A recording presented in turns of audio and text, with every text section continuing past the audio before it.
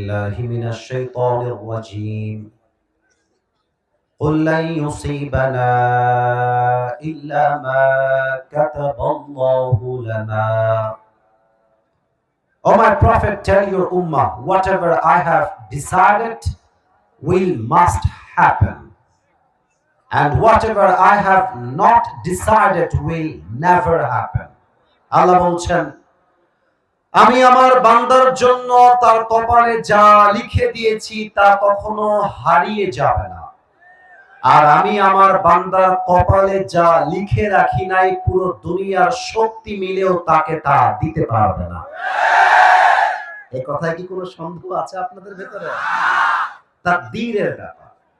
তাকদীরে ভালো হোক কিংবা খারাপ হোক, তোমার বিয়ে কার সাথে হবে, তোমার বাচ্চা ছেলে হবে না মেয়ে হবে, সে কি দিনদার হবে না বেদিন হবে, তুমি অসুস্থ হবা কবে, তুমি সুস্থ হবা কবে, তুমি মারা যাবা কবে, তোমার কবর হবে কবে, প্রতিটা বিষয়কে তাকদীরে 50,000 বছর আগে লিখে দিয়েছে একজন। আওয়াজ দিয়ে বলেন সবাই, তিনি কে?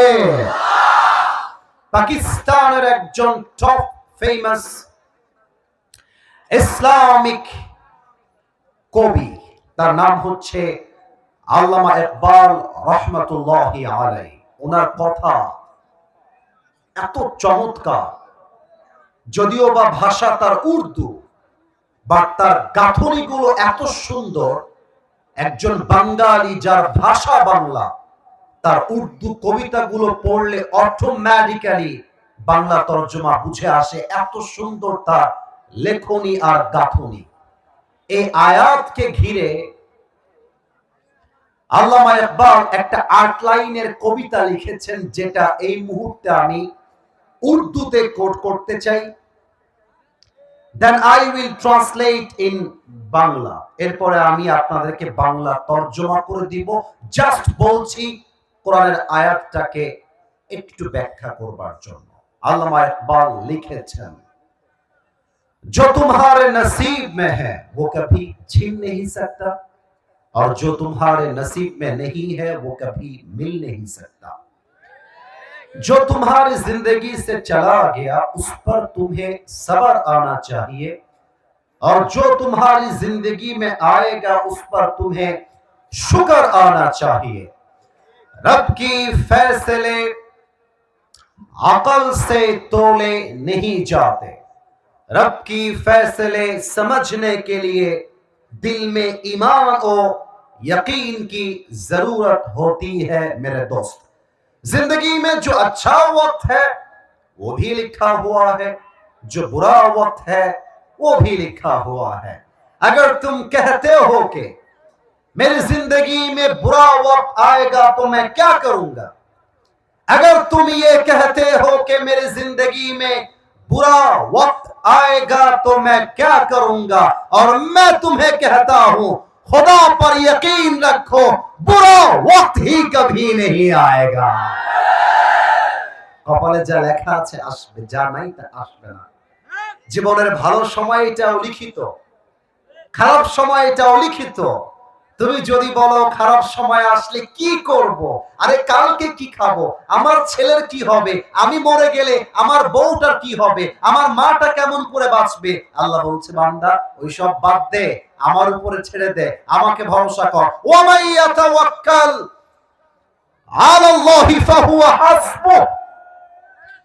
Whoever trust in Allah subhanahu wa ta'ala, Allah says in this ayah, I'm sufficient for him. আমার বান্দা যদি দুঃখে কষ্টে বলতে পারে আল্লাহ আমার সাথে আছে, সুবহানাল্লাহ কেউ আসতে পড়বেন না, আগে তরজমা বলে দেই। আল্লাহ বলছে বান্দা যদি আমাকে ডাকতে পারে আমি আল্লাহ একাই তার জন্য যথেষ্ট হয়ে যাব। अगर अल्लाह मेरा साथ है तो मुझे किसी की जरूरत ही नहीं है। আল্লাহ যদি বলে আমি তোরে বাঁচাবো, দুনিয়ার কোন শক্তি আমাকে মারার ক্ষমতা রাখে না। আপনারা দেখেছেন ওসমান হাদি নামে একজন যুবককে মাথায় গুলি করেছে। হ্যাঁ শোনেন, আগে শোনেন একটা কথা মাথায় রাখবেন, আল্লাহ যদি বাঁচায় রাখতে চায় না, আওয়ামী লীগ তো দূরের কথা, পৃথিবীর কোন বাপের বেটার ক্ষমতা না তাকে মেরে ফেলবার জন্য। মাথায় গুলি করলে কেউ বাঁচে না গো, সহজে বাঁচে না, কিন্তু হাদি এখনো বেঁচে আছে। এটা প্রমাণ করছে হাদির সঙ্গে লক্ষ কোটি মুসলমানদের দোয়া লেগে আছে। আমাদের একটা হাদি দিয়ে হবে না, আমাদের হাজার হাজার ওসমান হাদি দরকার, আমাদের আসিফ মাহমুদ দরকার, সার্জিস আলম দরকার।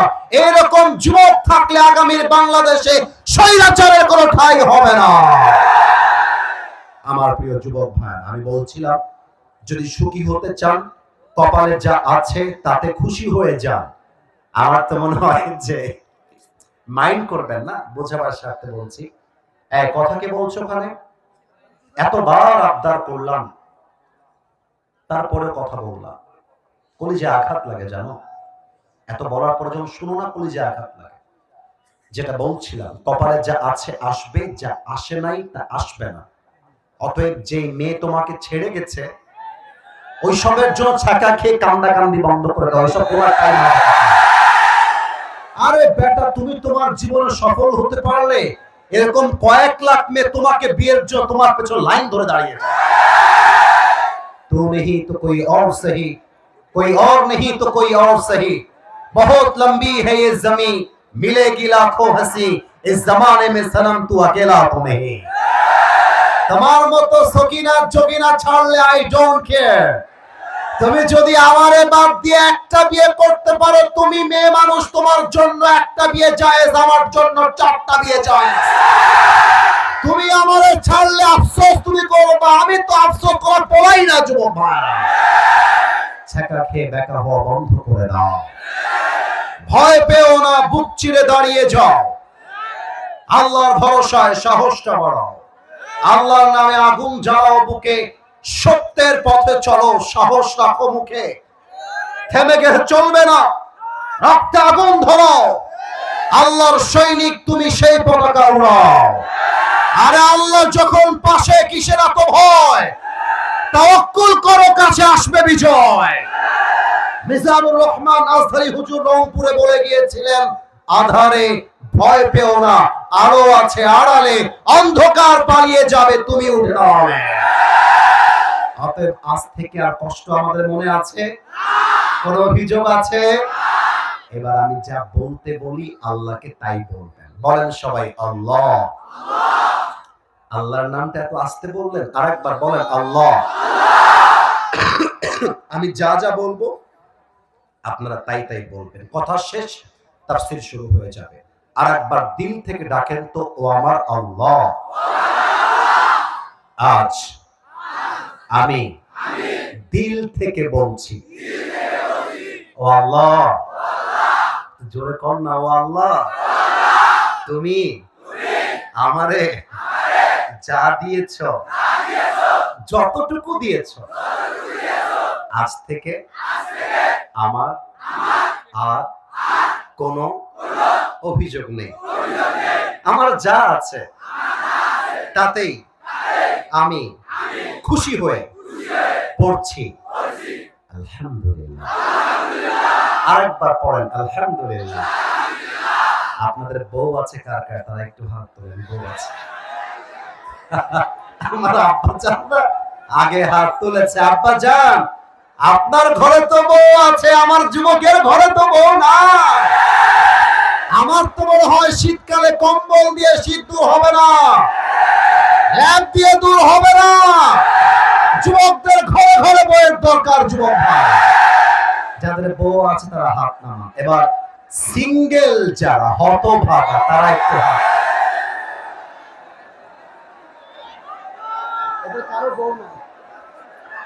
তোমাদের বউ নাই? এ আমি বিশ্বাস করি না। আমি দোয়া করি, আল্লাহ সবাইরে তুমি দিনদার নেককার বউ দিয়ে দাও। জামিন কয় না ওই সারা বউ পাবেন। মজা করলাম, বলেন সবাই আমিন। হাত নামান, বউ পাবেন, দোয়া করে দিয়ে গেলাম আজকের মাহফিলে। তিনটা তাকবীর দিবেন তিন ভাগে। প্রথম তাকবীর দিবেন বিবাহিত ভাইরা, এই কোন আওয়াজ হবে না। প্রথম তাকবীর বিবাহিত ভাইরা, দ্বিতীয় তাকবীর সিঙ্গেল ভাইরা, তৃতীয় তাকবীর সবাই মিলে। দেখা যাক আজকে শোভাগঞ্জে কার গায়ের জোর কত বেশি। বিবাহিত যারা এসেছেন আমার দিকে তাকান। Married people, look at my body, আমার দিকে একটু তাকান। বিবাহিতরা গলা ঠিক করবার জন্য একটা কাশি দেন। মান সম্মান রাখেন আমার আপনারা বিবাহিত ভাইরা। সিঙ্গেল তোমরা কিপ কোয়াইট, কিপ সাইলেন্ট, তোমরা চুপ থাকো। বিবাহিত ভাইরা আমি বলবো লিল্লাহি তাকবীর, আপনারা আওয়াজ দিয়ে চিৎকার দিয়ে বলতে হবে আল্লাহু আকবার। দেখা যাক বিবাহিতদের গায়ের জোর কেমন আছে। আল্লাহর নামের স্লোগানে প্রমাণ দিতে হবে। বিবাহিত ভাইরা লিল্লাহি তাকবীর। আপনারা নাম্বার পেয়েছেন 65। এবার আমার প্রিয় সিঙ্গেল ভাইদের পালা। মিডিয়ায় রেকর্ড হচ্ছে, আগামীকাল পুরো দেশের মানুষ দেখবে কার গায়ের জোর কত বেশি। সিঙ্গেলরা একটা কাশি মারো, দেখা যাক কারা নাম্বার বেশি পায়। সিঙ্গেল ভাই লিল্লাহি তাকবীর। বিবাহিত ভাই আমাকে মাফ করে দিন। আমার তো মনে হয় সিঙ্গেলরা আজকে 65 নয় 95 নাম্বার পেয়ে পাস করেছে। এবার আর কোনো ভাগাভাগি নাই, সবাই মিলে তাকবীর দিবেন, আলোচনা শুরু হয়ে যাবে। কেউ যেন বাদ না পড়ে, আর এমন জোরে দিবেন আমি যেন সবাইকে নিয়ে স্টেজ ভেঙে নিচে পড়ে যাই। দেখা যাক গায়বান্ধার সাউন্ড কেমন আসে। লিল্লাহি তাকবীর।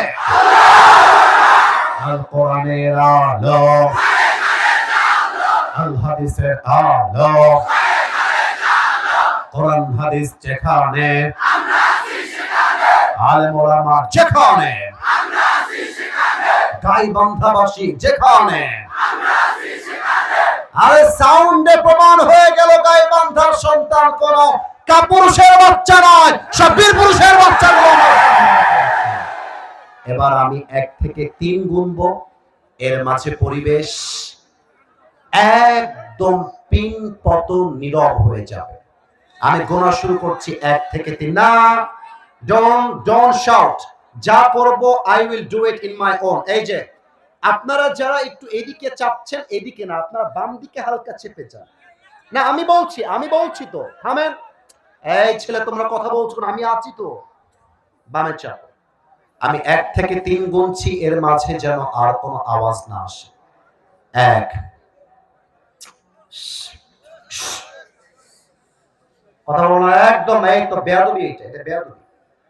বলার পরেও এগুলো করা, এটা বেয়াদবি ছাড়া কিছু না। আমি আবারও গুনছি 1 থেকে 3। আমাকে কলিজা দিয়ে আজকে ওয়াজ করার সুযোগ আপনারা তৈরি করে দিবেন। 1, আস্তাগফিরুল্লাহ, আস্তাগফিরুল্লাহ। তোমরা কি গায়বান্ধাকে একদম ডুবাই দিবা আজকে? এরকম কিছু কেন এরকম করছো তোমরা? 2, চুপ হয়ে গেছে, থামেন। আস্তাগফিরুল্লাহ। 3, আমাদের আজকের আলোচনার বিষয় হচ্ছে মৃত্যু এবং মৃত্যুর পরবর্তী জীবন। এবার আপনাদের উত্তর দেওয়ার পালা। আজ আলোচনার বিষয় হচ্ছে মৃত্যু এবং মৃত্যুর পরবর্তী। উত্তরটা 80 ভাগ এসেছে, 100 ভাগ আসে নাই। আবারও বলছি, অ্যাক্টিভ হয়ে যাও। আজ আলোচনার বিষয় হচ্ছে মৃত্যু এবং মৃত্যুর পরবর্তী। সূরাত আল ইমরান 185 নম্বর আয়াত। আল্লাহ তাআলা বলছেন, কুল্লু নাফসিন যায়িকাতুল মাউত। Everybody has to take the test of death. প্রতিটা প্রাণীকে, প্রতিটা মানুষকেই আল্লাহ তাআলা মৃত্যুর স্বাদ গ্রহণ করাবে। কেউ চাইলেও এই মৃত্যু থেকে পালিয়ে যেতে পারবে না। এবার একটা প্রশ্ন করব, এটা বুঝে উত্তর দিতে হবে। যদি আপনি আমার কথা না বোঝেন তাহলে উত্তর আপনার ভুল হবে। মনে করেন আমি আসিফ হুজুর আগামী 2026 সালের নির্বাচনের জন্য গাইবান্ধার 1 আসন থেকে একজন এমপির পদপ্রার্থী হয়ে নির্বাচনে দাঁড়িয়ে গেলাম। কথার কথা এক্সাম্পল দিচ্ছি।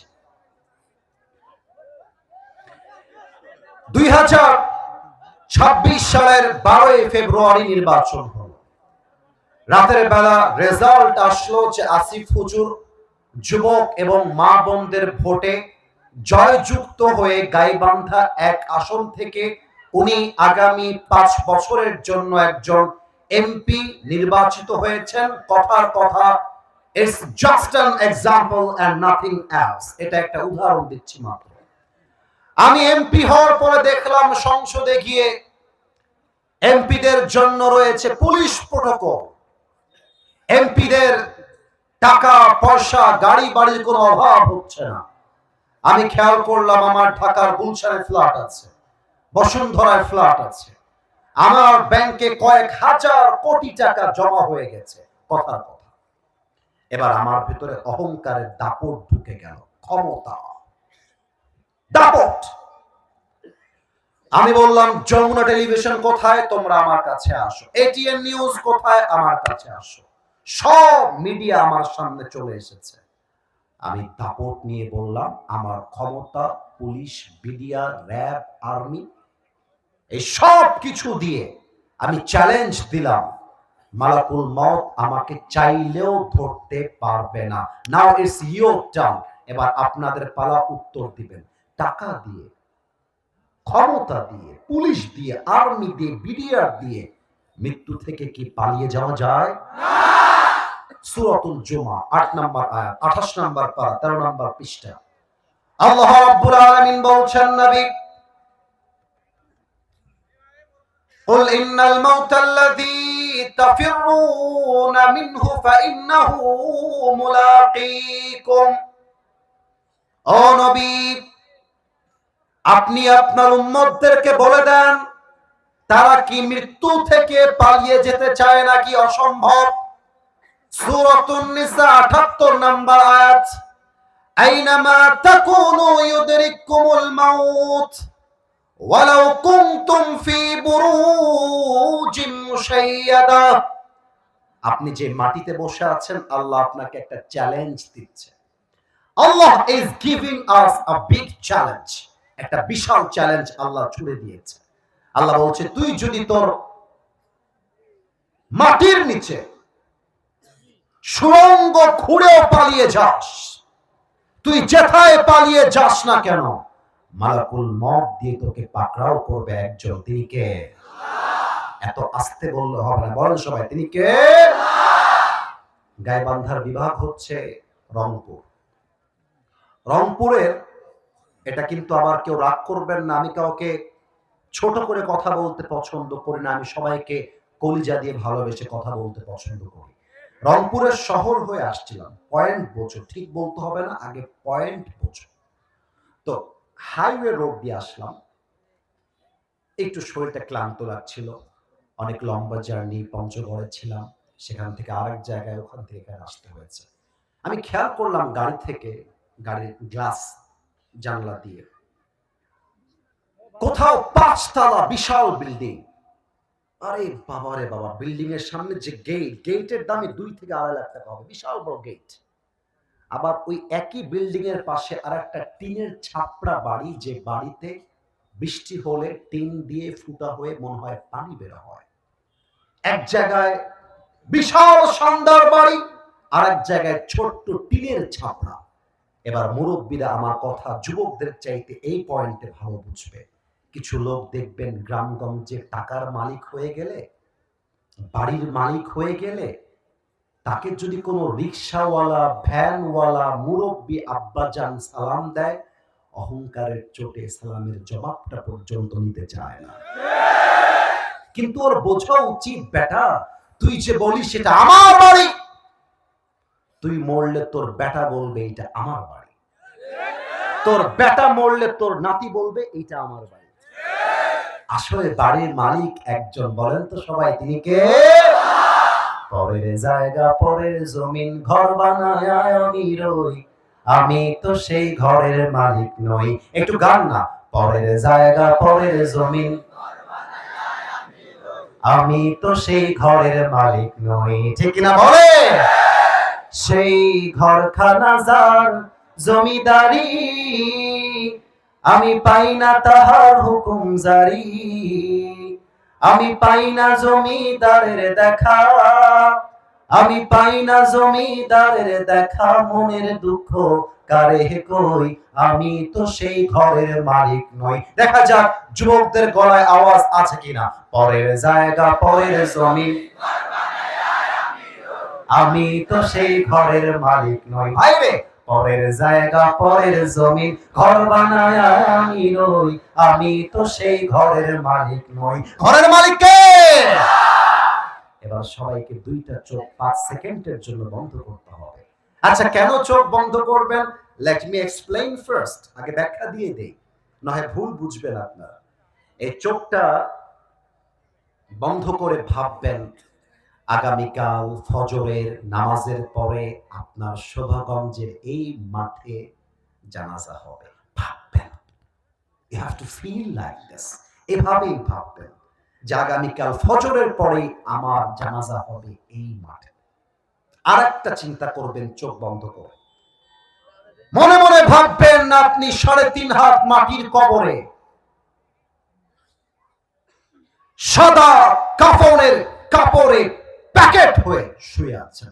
এই দুইটা অনুভূতি হৃদয়ে জাগাবেন।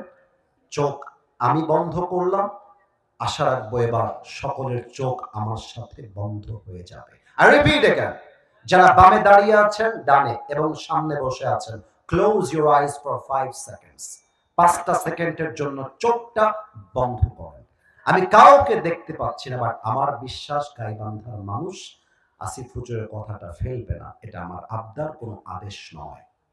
চোখ যদি বন্ধ হয়ে যায়, মাথাটা put your head down for a little bit, হালকা মাথাটা নিচু করেন, হালকা। আমি কাউকে দেখতে পাচ্ছি না কিন্তু, বাট আমার বিশ্বাস আপনারা করেছেন। মাথা যদি নিচু হয়ে যায়, এবার ভাবেন আপনার জানাজা কালকে ফজরের পরে হবে। আমি 1 থেকে 5 গুনছি। 1, 2, 3, 4, 5। চোখ খোলেন, মাথা উঁচু, আমার চোখে চোখ রাখেন। নিজেকে, যে যেখানে বসে আছেন, যে যেখানে দাঁড়িয়ে আছেন, নিজেকে প্রশ্ন করেন, আপনি যদি এখন এই জায়গায় এখনই মারা যান, আপনি কি আপনার জীবনে এমন কোনো আমল করেছেন যে এখনই মারা গেলে এখনই আপনার কবরটা জান্নাতের বাগান হবে? Ask your own self. নিজেকে প্রশ্ন করেন। আমি আমাকে প্রশ্ন করছি, আপনি আপনাকে প্রশ্ন করেন। যদি মন বলে ইয়েস, আমি তো অনেক আমল করেছি, আমি এখনই মারা গেলে এখনই আমার কবরটা জান্নাতের বাগান হয়ে যাবে, তবে আজকে আসিফ হুজুরের ওয়াজ আপনার জন্য নয়। কিন্তু মন যদি বলে না না, আমি তো আমার জীবনে এমন কোন আমল করি নাই যে আমলের দ্বারা এখন মারা গেলে এখনই আমার কবরটা জান্নাতের বাগান হয়ে যাবে, না, আমি তো এমন কোন আমল করি নাই, তবে আমার গাইবান্ধার শোভাগঞ্জবাসীর কাছে আজকে প্রশ্ন, এই জাতির কাছে প্রশ্ন, আমি যদি এখন স্টেজ থেকে নেমে গিয়ে কারো মুখে যেন আমি হাসি দেখতে না পাই, আই এম ভেরি সিরিয়াস। আপনাকে সিরিয়াস হতে হবে। অনেকের পকেট চেক করলে এখন তার পকেট থেকে এই মাহফিলের মাঠ থেকে বিড়ির প্যাকেট এখানেই বের হবে, এখানেই বসে আছে। না, কেউ হাসবেন না, আমার চোখে চোখ। আমি হাসির খোরাক দেইনি, চিন্তার খোরাক দিয়েছি। এখানে এমনও মুরব্বী যুবক বসে আছে, মাহফিলটা শেষ হবে, রাস্তায় বিড়ি টানতে টানতে বাসায় যাবে ভ্যানে করে, এখানে বসে আছে। এখানে অনেক যুবক এমন বসে আছে, তার ফোনটা যদি আমি বের করে ফেলি পকেট থেকে, বলি ফোনটা দাও তো তোমার, যুবক ভাই ফোনটা দিল, বললাম unlock your phone right now, ফোনটা খুলে দাও, লকটা পাসকোডটা খুলে দাও, তো আমাকে পাসকোড দিল বা পাসওয়ার্ড দিল। এখানে এমনও যুবক আছে, আমি আবারও বলছি, আমি কোনো নির্দিষ্ট ব্যক্তিকে আঘাত দিচ্ছি না, আমি জাস্ট আপনাকে মৃত্যু এবং কবরটা বোঝাতে চাই। ওর ফোনটা চেক করলে দেখা যাবে এখানে এমনও যুবক আছে যার ফোনে উলঙ্গ নারীর ভিডিও ছবি ডাউনলোড করা আছে, এখানে বসে আছে। এখানে অনেক যুবক এমনও বসে আছে যে যুবকটা আজকের এই শোভাগঞ্জের মাহফিলের মাঠে বসে তার গার্লফ্রেন্ডকে মেসেঞ্জারে মেসেজে রিপ্লাই করেছে। না, কেউ কারো দিকে তাকাবো না। না না না না, হাসছেন কেন? why you are laughing man, why you are laughing, doesn't make any sense। লজ্জার বিষয় আপনারা হাসতেছেন। কেউ কারো বন্ধুর দিকে তাকাবো না, সবাই আমার চোখ রাখো। এখানে অনেক যুবক মুরব্বী বসে থাকতে পারেন যারা আজকে ফজর থেকে নিয়ে এশা পর্যন্ত এক ওয়াক্ত নামাজও পড়ে না, এখানে বসে আছে। এবার আসেন, মৃত্যুকে আল্লাহ তাআলা পুরো পৃথিবীর মানুষের জন্য, আমার চোখে চোখ রাখো, তোমরা কথা বলছো কেন?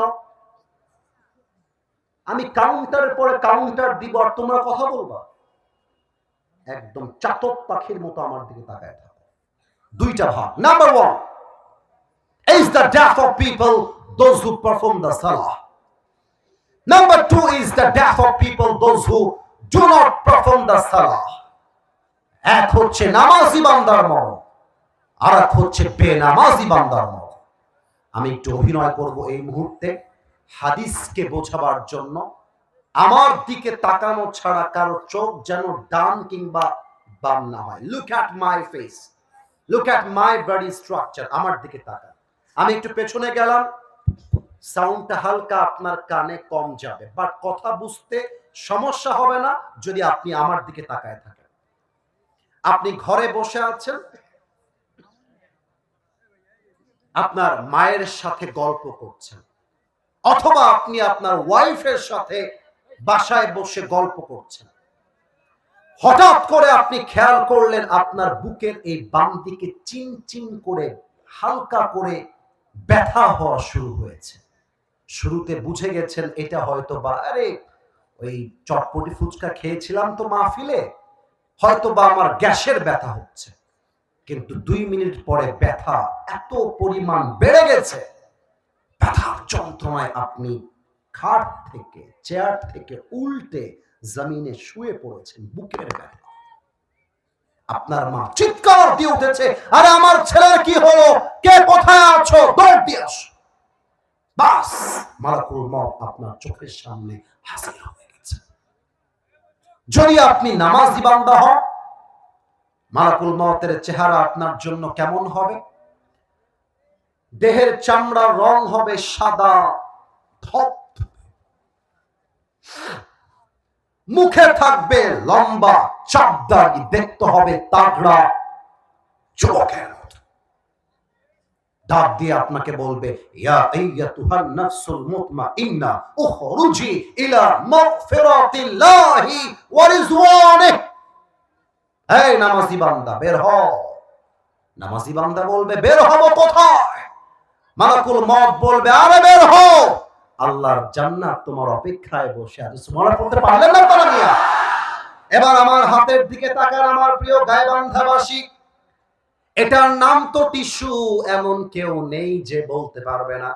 কিন্তু প্রশ্ন আমার টিস্যু নিয়ে নয়, প্রশ্ন হলো এই টিস্যুটা কি গোল নাকি চারকোনা? উত্তর সঠিক, কিন্তু আসতে হয়েছে। আবার বলেন, গোল না চারকোনা? হাদিসে আসছে, কাফাম মিন আকফানিল জান্নাহ ওয়া হানুত মিন হানুতিল জান্নাহ। নামাজি বান্দার রূহকে কবজ করে জান্নাত পর্যন্ত নেওয়ার জন্য আল্লাহ রাব্বুল আলামিন ফেরেশতার মাধ্যমে জান্নাত থেকে দুনিয়াতে একটা লাল রেশমি রুমালের চাদর জান্নাতি বান্দার কাছে জান্নাত থেকে হাদিয়া পাঠায় দিবে। মাইকটা একটু হটাচ্ছি। Look at my right hand, ডান হাত দেখবেন। নামাজি বান্দা রূহের দিকে মালাকুল মউত তার বাম হাত নয়, ডান হাতটা হালকা করে এগিয়ে দিবে। রূহ যখন ধরে বের করবে তথা কবজ করবে, একটা পিঁপড়া কামড় দিলে যে পরিমাণ কষ্ট হয় তার চাইতে কম কষ্ট দিয়ে নামাজি বান্দার রূহকে কবজ করা হবে। সুবহানাল্লাহ পড়বেন না আপনারা মিয়া? এটা হচ্ছে নামাজি বান্দার মরণ। কিন্তু বেনামাজির মৃত্যু বড্ড ভয়ঙ্কর হবে। এখানে অনেক মা বোনদেরকে দেখেছি, আমার সাউন্ড মা বোনদের কাছে যাচ্ছে, প্রত্যেকটা প্রত্যেকটা মেয়েকে বলতে চাই, বোরকা পরলেই কিন্তু আসল দিনদার হওয়া যায় না। অনেক মেয়ে আছে যারা বোরকা পরে বগুড়ার মমইন পার্কে প্রেম করে বেড়ায়, গায়ে বাঁধা হয়। আর বোরকা যখন পরে, বাবারে বাবা, না না না না না, আমার কথা আগে বলছো তারপর ঠিক বলবো। হাতে মোজা, পায়ে মোজা, মুখ ঢাকা, অনেকের তো চোখটাও ঢাকা থাকে, দেখলে মনে হবে यार ये तो अभी के अभी जन्नत से भाग के सीधा दुनिया में आई है। কিন্তু এই বোরকাওয়ালি মেয়ে বোরকা খুলে টিকটকেও মাঝে মাঝে নেচে বেড়ায়। হাতে দাড়ি টুপি রাখলেই যেমন হুজুর হওয়া যায় না, বোরকা পরলে তেমন দিনদার দাড়ি হওয়া যায় না। এখানে অনেক মা আছেন যে মায়েরা মেয়েকে শিক্ষা দেয়। কেমন শিক্ষা দেখেন, শুনতে কত বাজে লাগে, শোনেন আমার কথা, শুনতেই বাজে লাগবে আপনার কাছে। মা মাঝে মাঝে তার মেয়েকে খাটের উপরে বসায় বলে যে তুই আমার মেয়ে, একটা কথা মাথায় রাখবি, আচ্ছা তোর যার সঙ্গে প্রেম করতে মন চায় কর, আমার মা হিসেবে কোনো আবদার অবজেকশন নাই, কিন্তু মা তুই যখন বিয়ে করবি টাকাওয়ালা দেখে বিয়ে করিস। এভাবেই বলে মা, এভাবেই বলে। ইভেন কিছু মায়ের থেকে মেয়েরা এই শিক্ষা পেয়ে টাকা পাইলে, সরকারি চাকরি পাইলে বুইরা টাকলা সাথেও বিয়ে করতে পারে। আরে আপনি মা হয়েছে, আপনি বলবেন তুই আমার মেয়ে, তোর মতো মেয়ের জামাই হিসেবে আলীর মতো আদর্শবান যুবক তোর বিয়ে করতে হবে। মা শিখাচ্ছে তুই টাকা দেখে বিয়ে করবি।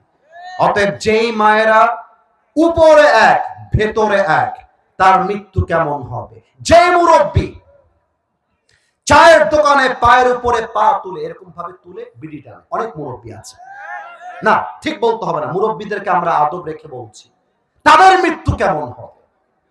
যেই যুবক ফজরের আজান শুনেও ল্যাপ মুড়ি দিয়ে ঘুমিয়ে যায়, তার মৃত্যু কেমন হবে। এবার আমি আমার ওয়াজের মূল জায়গায় ফিরে আসলাম।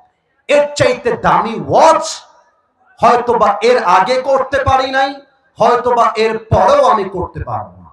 বেনামাজির সামনে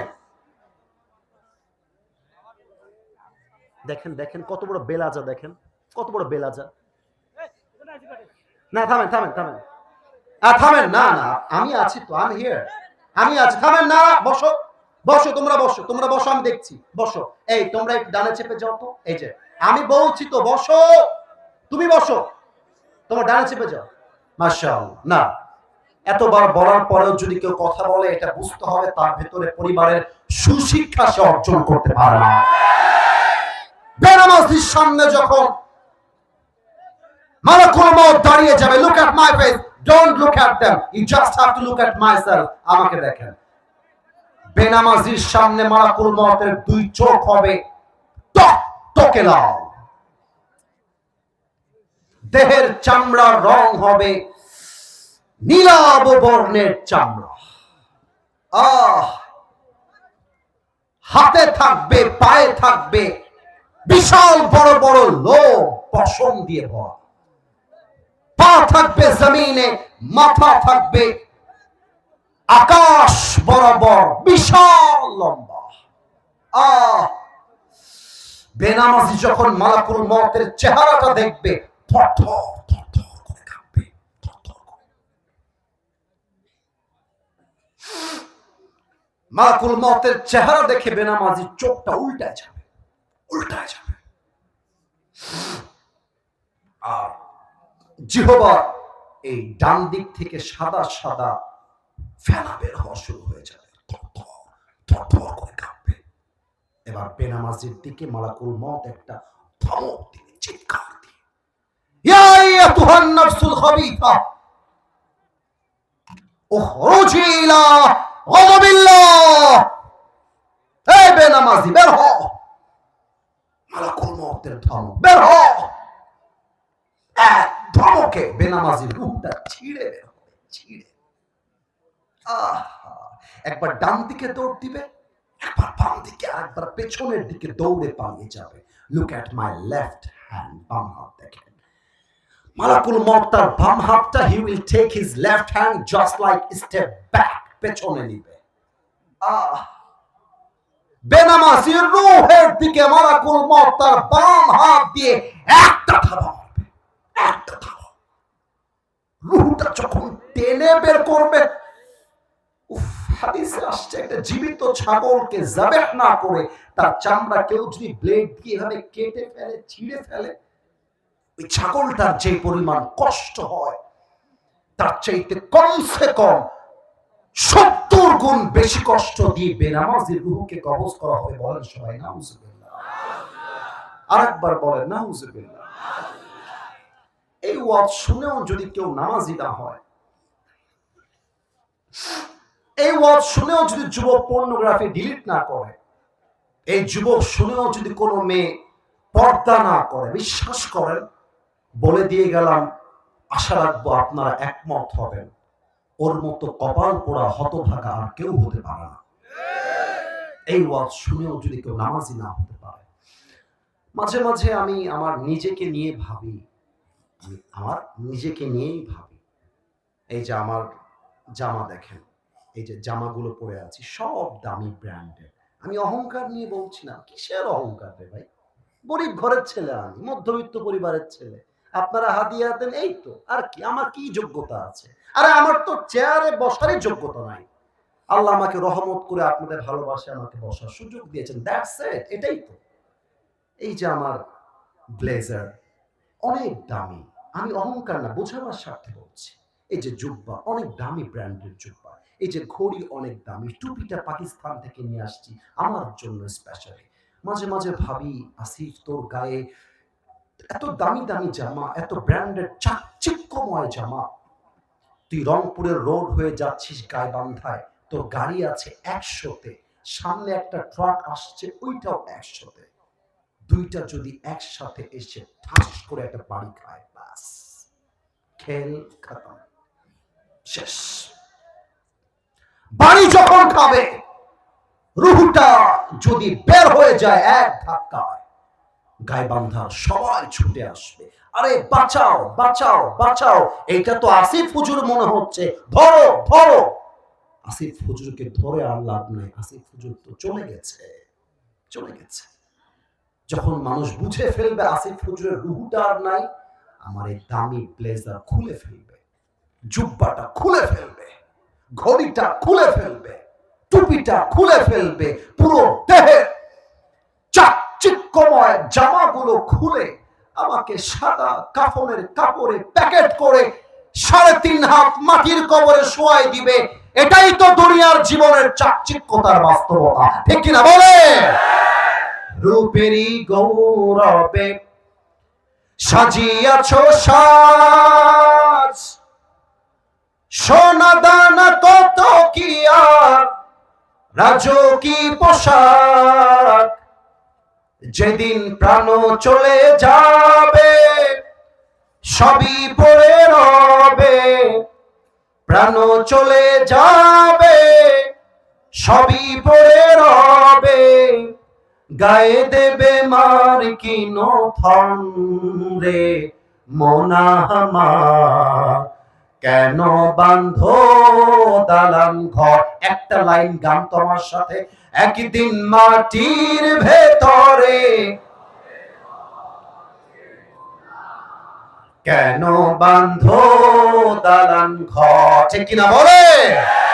দেহ তোমার চর্ম চর গলে পচে যাবে, শিরার উপর শিরা গুলি ছিন্ন ভিন্ন হবে, মন্ডু মিরু দণ্ড সবই হবে খণ্ড খণ্ড, মন্ডু মিরু দণ্ড সবই হবে খণ্ড খণ্ড, পড়ে রবে মাটির উপরে মোনা আমার, কেন বাঁধো দালান ঘর। একসাথে, একদিন মাটির ভেতরে কেন বাঁধো দালান ঘর, ঠিক কিনা বলে? রূহ যখন বের হয়ে যাবে,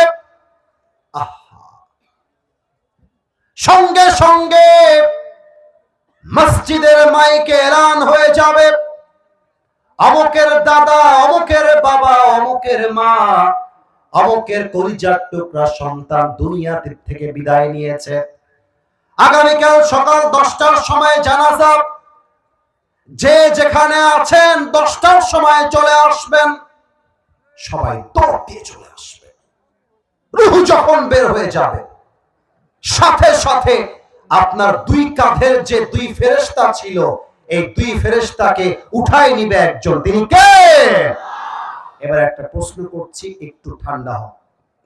উত্তরটা 95 ভুল আসতে পারে বিধায় একটু সময় দিলাম, যেন ঠান্ডা মাথায় বলতে পারে। আলেম ওলামা নয়, মাদ্রাসার ছাত্র নয়, জাস্ট দ্য ইয়াং পিপল, যারা যুবক আছেন, মুরব্বীরা আছেন, তারা উত্তর দিবেন। আমি 1 থেকে 3 গুনছি। 1, 2, 3। এবার প্রশ্ন করছি, রূহ বের হওয়ার পরে লাশ যখন কবরে দাফন করা হবে, বলেন তো সবাই, কবরে দুইজন ফেরেশতা এসে মাইয়াতকে মোট প্রশ্ন করবে কয়টা? নো, 3টা নয়। এই তো, you are right, you all the people are right, মাশাআল্লাহ। মোট প্রশ্ন 3টা নয় গায়বান্ধাবাসী, মোট প্রশ্ন হবে 4টা। আচ্ছা, আমি মনে করেন ফেরেশতা হয়ে প্রশ্ন করছি, আপনারা উত্তর দিবেন হুঙ্কার, মার রব্বুক, আমাদের রব একজন। তিনি কে? আল্লাহ। আর একটু জোরে, আমাদের রব কে? আল্লাহ আমার রব। কত সুন্দর গাইছেন আপনারা, আল্লাহ আমার রব।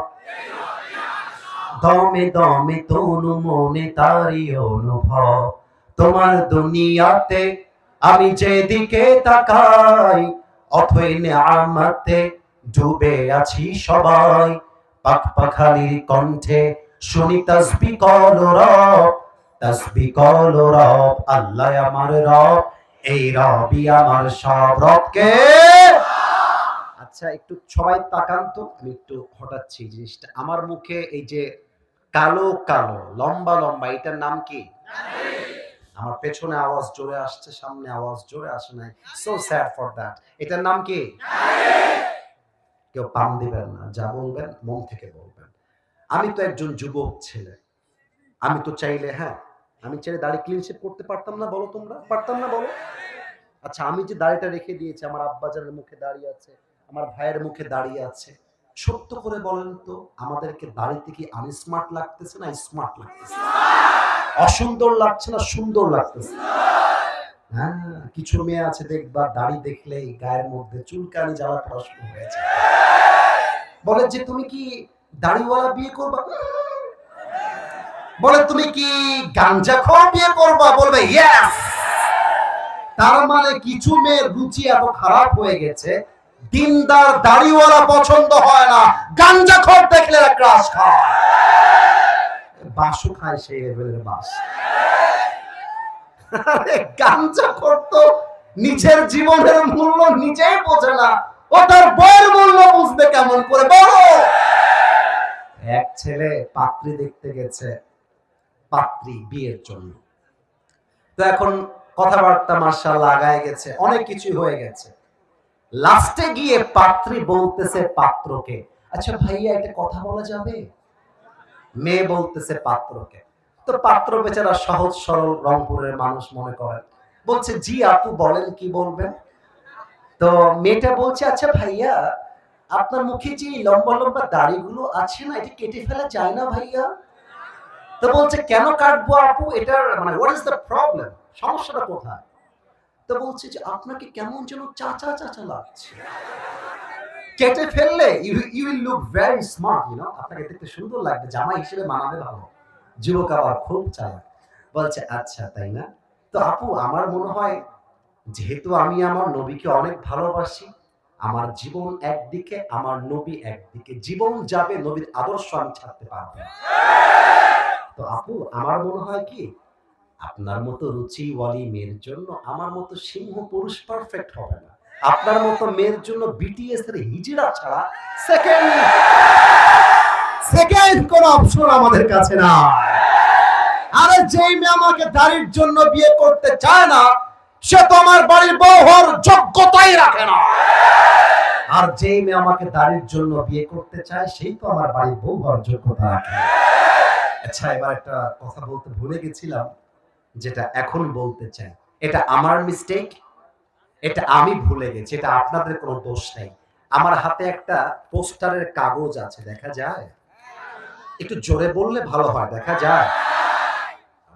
আমার দিকে তাকাবা, কেউ ডান বাম তাকাবা, আমার দিকে তাকাও। আগামীকাল গাইবান্ধার কলেজে আমার সকাল 10টায় পরীক্ষা আছে। এই পয়েন্টটা কিন্তু খুব দামি। You have to understand this point, বুঝতে হবে। আমি রাত 12টার সময় ভাবতেছি, আরে পুরো বছর আড্ডা মারলাম বন্ধুর সাথে, পরীক্ষায় লাড্ডু ছাড়া কিছুই পাবো না আমি। এরকম হয় না যুবক ভাইরা? পরীক্ষার আগের দিন অনেক যুবক আছে পুরো বছর পড়ে না, পরীক্ষার আগের দিন রাতের বেলা পড়ে পরীক্ষায় 5 নাম্বার নিয়ে চলে আসে, তাই না? তো আমি পড়তে বসেছি, রাত বাজে 12টা, সকাল 10টায় পরীক্ষা। পড়তেছি সাজেশন বুক, এটা হচ্ছে আমার পরীক্ষায় কি কি প্রশ্ন আসবে তার সাজেশন এই বইয়ের ভিতরে আছে। আমি পড়তেছি, বাংলাদেশের রাজধানীর নাম কি? আমি মুখস্থ করছি, ঢাকা। এত অসুস্থ মানুষকে তোমরা কষ্ট দিলা, তোমরা এদিকে কেন চাপছো? এদিকে চাপো, আমি বলছি। তোমরা বসে পড়ো, আমি বলতেছি। এই তোমরা ডানে চাপো তো কলিজা, যুবক ভাইরা আমার জানের প্রাণ, তোমরা ডানে চাপো, ডানে চাপো। মাশাআল্লাহ, ওরা চেপে গেছে। বাংলাদেশের রাজধানী ঢাকা, ঢাকা, ঢাকা, ঢাকা। বাংলাদেশের সবচাইতে বড় সমুদ্র সৈকত কোথায়? কক্সবাজার, কক্সবাজার, কক্সবাজার। পড়তে পড়তে এই বউ পাবে না, এটা একে না না না, নতুন নতুন নতুন নতুন। খবরদার, কই যাও তুমি? মুসলমানে দিয়ে রেখে দিব জায়গা মতো, একেবারে চুপ করে বসে থাকো। তাকবীর দেন, লিল্লাহি তাকবীর। কত বড় সাহসটা, উঠে গেছে। আরে বেটা, যে উঠে যাবে ওর লুঙ্গি টান দিয়ে ধরে বসায় দেওয়া লাগবে। কালকে পরীক্ষায় গেছি, সকাল 10টায় হলে ঢুকেছি। স্যার বলছে, এটা আসিফ হুজুর না? ওই যে ফেসবুকে মাঝে মাঝে ওয়াজ দেখা যায়, এই আপনি আসিফ হুজুর না? জি জি স্যার, আমি আসিফ হুজুর।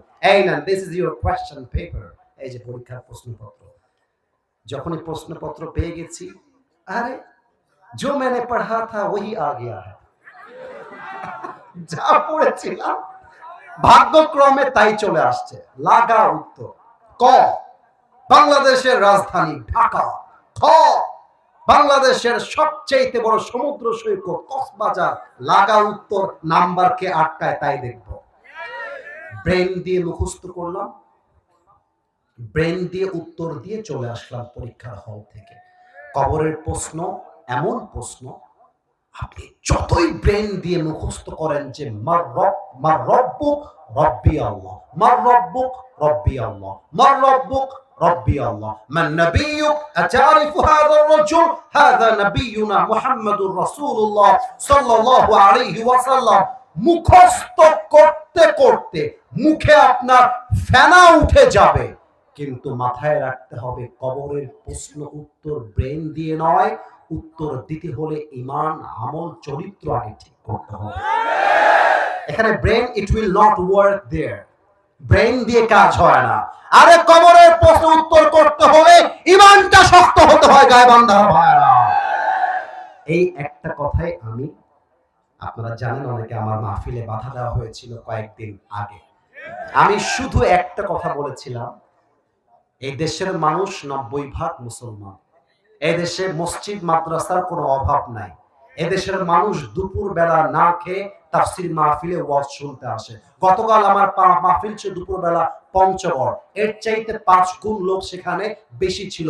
আপনাদেরকে ছোট করলাম না, না বোঝাচ্ছি, যেই জাতি কোরআনকে এত ভালোবাসে যে না খেয়ে মাহফিলে ওয়াজ শুনতে আসে। আজহারের মাহফিল হবে আগামীকাল, তার আগের দিন মানুষগুলো কম্বল বিছায় দিয়ে মাঠের মধ্যে শুয়ে আছে। আমি জাস্ট বলেছিলাম, আমাদের কোরআন দিয়ে ওয়াজ জাস্ট করলেই হবে না, যেহেতু আমরা মুসলমান, আগামীর পার্লামেন্ট চলতে হবে প্রত্যেকটা আল কোরআনের সংবিধান দিয়ে। বাস ওনার গায়ে লেগে গেল। উনি আমাকে বলতেছে, রাজনৈতিক বক্তব্য দেওয়া যাবে না, এটা দলের বক্তব্য, এই সেই ইত্যাদি কথা বলতেছে। ওর বাপের নাম ভুলাই দিয়ে চলে আসছে একেবারে।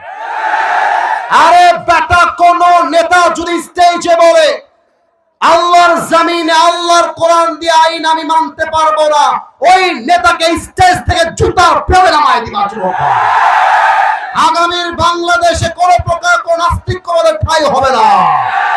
আগামীতে পার্লামেন্টে প্রত্যেকটা আইন পাস করতে হবে আল্লাহর কোরআনের সংবিধান দিয়ে। হাত তুলে বলো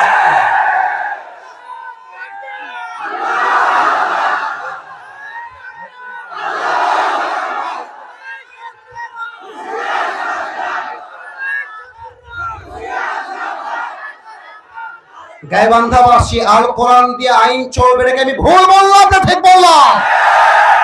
আল্লামা দেলোয়ার হোসেন সাইদি হুজুর বলতেন, আমরা যখন বলি পার্লামেন্ট চলবে আল্লাহর কোরআন দিয়ে, আমাদেরকে বলে মৌলবাদ, রাজাকার, পাকিস্তানপন্থী। আমাদেরকে মৌলবাদ বললে আমরা মোটেও রেগে যাই না, কারণ মৌল আসছে মূল থেকে। মূল মানে কোরআন, মূল মানে হাদিস, মূল মানে আল্লাহ তাআলা, মূল মানে হিজ লাস্ট মেসেঞ্জার মুহাম্মদ সাল্লাল্লাহু আলাইহি ওয়াসাল্লাম। অতএব যারা আমাদেরকে মৌলবাদী বলে গালি দাও, আমরা মূলবাদী, তোমরা সবাই আগাবাদী। এবার গাইবান্ধার যুবক ভাইরা, মুরব্বীরা আওয়াজ দিয়ে বলবেন, গাছের আগায় শক্তি বেশি না গোড়ায় শক্তি বেশি? উনি বলতেন, আমরা থাকি গাছের গোড়ায়, তোমরা থাকো গাছের আগায়। বাড়াবাড়ি বেশি করতে যেও না, বেশি বাড়াবাড়ি করলে 16 কোটি মানুষ মিলে গাছের গোড়ায় একটা ঝাঁকুনি মারবে, মামুর বাড়ি দিল্লি গিয়ে পড়বা, দিল্লি গিয়েই তারা সবাই পড়েছে। অতএব যারা আগামীর বাংলাদেশে ভারতের দালালি করে খেতে চাও, পিঠের চামড়া একটাও থাকবে না গাইবান্ধার। ওসমান হাদিকে মেরে সে পালিয়ে গিয়েছে ভারতে, আমাদের দেশের সাবেক প্রাইম মিনিস্টার পালিয়ে গিয়েছে ভারতে।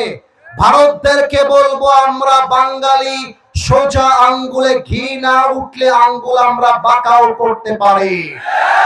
আমাদের স্পষ্ট কথা, ভারত যদি এই সমস্ত জালেমদেরকে ছেড়ে বাংলাদেশে না পাঠায়, বাংলার মাটিতে ভারতের এম্বাসি আমরা বন্ধ করে দিব একেবারে। আমার কথা একটা, আগামীর বাংলাদেশ হবে মুসলমানদের বাংলাদেশ, আগামীর বাংলাদেশ হবে ইসলামের বাংলাদেশ, আগামীর বাংলাদেশ হবে দাড়ি টুপিওয়ালার বাংলাদেশ, আগামীর বাংলাদেশ হবে 5 ওয়াক্ত নামাজীদের বাংলাদেশ। হাত তুলে বলো।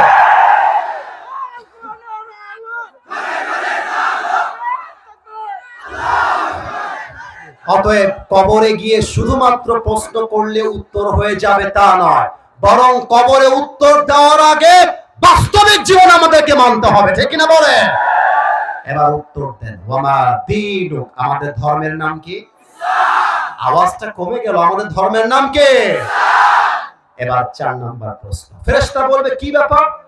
আপনি তো একটা প্রশ্নেও আটকায় গেলেন না, ব্যাপার কি? ওয়ামা ইলমুক, what is the source of your knowledge? আপনার জ্ঞানের উৎস কোথায়? আমরা বলবো, জ্ঞানের উৎস একটাই কিতাব, কিতাবটার নাম কি? এবার কয়েকটা হাদিস বলছি, জাস্ট আপনারা সুবহানাল্লাহ আওয়াজ দিয়ে পড়বেন। এই যে ডানে তোমরা একটু তিরিং বিরিং করছো, এটা করো না, আমার চোখে চোখ রাখো। আল্লাহ বলবে, আমার বান্দার কবরটাকে তোরা এখনই জান্নাতের বাগান বানায় দে। এত আস্তে কেন? জোরে বলেন সুবহানাল্লাহ। আরেকবার পড়েন সুবহানাল্লাহ। আল্লাহ বলবে, আমার বান্দার কাপড়গুলো খুলে জান্নাতি পোশাক পরায় দে। আল্লাহ বলবে, আমার বান্দার কবরকে 3.5 হাত মাটির ঘর নয় 70 গজ লম্বা করে দে। পড়েন সবাই সুবহানাল্লাহ। সবাই 2 হাত তুলুন, সবাই, এভরিওয়ান রেজ ইওর 2 হ্যান্ডস। কেউ যেন বাদ না যায়। আলোচনা করার কথা ছিল মাত্র 1 ঘন্টা, এটা আমার লিখিত ফর্ম আছে, কিন্তু 1.5 ঘন্টা হয়ে যাচ্ছে। আমি তাও ওয়াজ করলাম কেন? এর কারণ গাইবান্ধার মতো মাটিতে ওইসব ফর্ম নিয়ম দিয়ে চলবে না, এখানে ভালোবাসা দিয়ে হিসাব করতে হবে। অতএব আমি এখন যা যা বলতে বলবো তাই তাই আপনার আল্লাহকে বলতে হবে। একটু কাশি দেন। যারা দাঁড়িয়ে দাঁড়িয়ে চিৎকার করছিলা, এবার তোমরা যত মন চায় আল্লাহর নাম নিয়ে চিৎকার করবা। বলেন সবাই, আল্লাহ। মাশাআল্লাহ, আমার আলেম ওলামারাও আল্লাহর নাম চিৎকার করে বলতেছেন, আমাকে সম্মান জানিয়ে সংবর্ধনা দিয়ে তারা আমাকে ভালোবাসা দিয়েছেন। আর একবার একটু হাতটা তুলে হাতটা মুষ্টিবদ্ধ করেন। Follow my two hands just like this, এভাবে মাশাআল্লাহ বলেন আল্লাহ।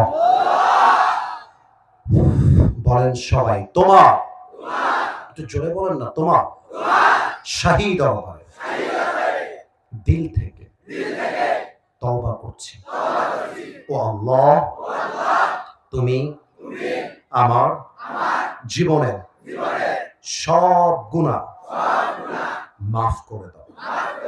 বলেন সবাই আল্লাহ, আমি তোমাকে ওয়াদা দিলাম আজ থেকে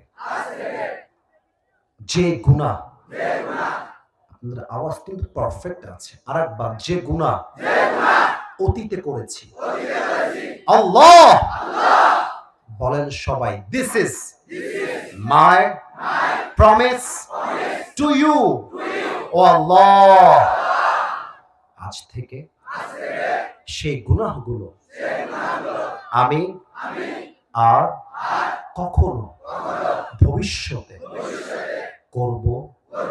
একটু হাতটা নাড়িয়ে বলেন না, আর একটু জোরে বলেন না। বলেন সবাই আল্লাহ, হাতটা একদম স্থির রাখেন, বলেন আল্লাহ।